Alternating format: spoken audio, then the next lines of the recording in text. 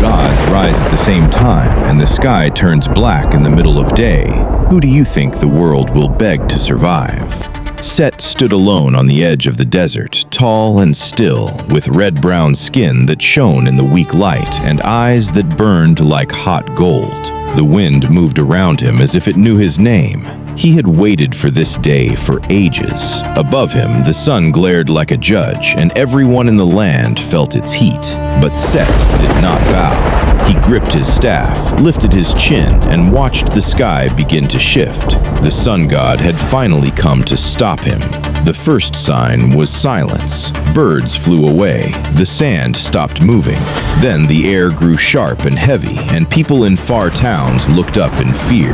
The sun god stepped down from a bright beam of light, wrapped in fire, proud and calm, as if he owned every life below. He said Set had gone too far.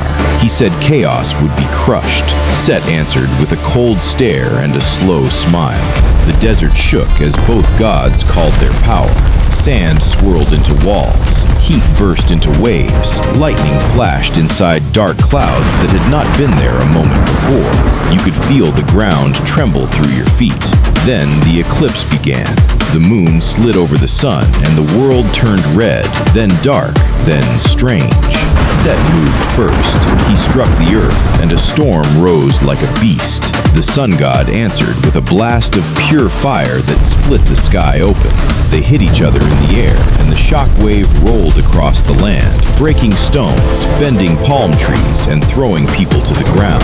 Set spun through smoke and sand, fast and fierce. The sun god came at him again, brighter than a furnace. For one wild second, it looked like the world itself might break apart.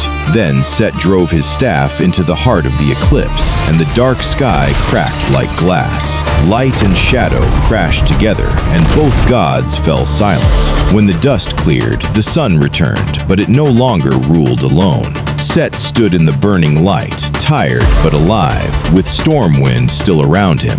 He had not ended the sun god, and the sun god had not ended him.